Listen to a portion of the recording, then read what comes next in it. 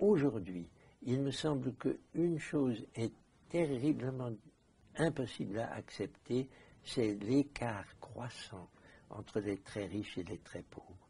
L'injustice sociale est alimentée par la finance mondiale, alimentée par le libéralisme économique sans aucune régulation. Et réagir contre cela en disant c'est pas possible qu'il y ait des millions d'enfants qui meurent de faim alors que d'autres encaissent des dividendes sensationnels, c'est certainement un des motifs, me semble-t-il, pour les jeunes d'aujourd'hui.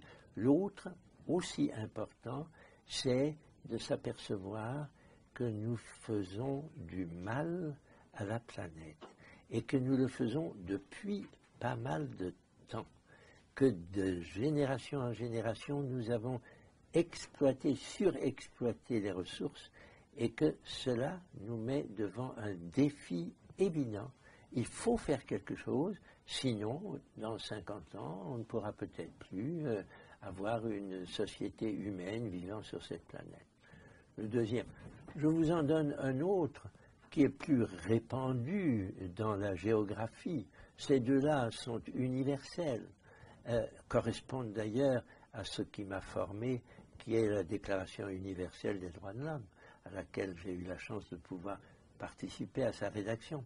Mais l'autre chose qui doit nous indigner, c'est la violence.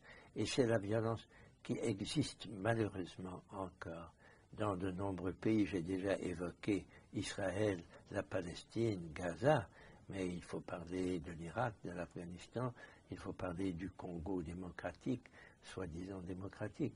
Et il y a beaucoup de violence encore, et contre cette violence, il faut susciter une organisation mondiale forte, qui ait suffisamment d'autorité pour intervenir efficacement.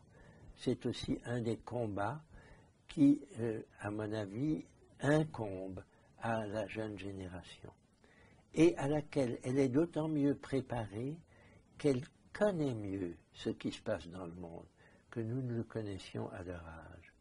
Là, le progrès de la communication, de l'Internet, des mails divers que je ne manipule que très mal, mais la jeune génération les comprend et s'en sert avec un avantage.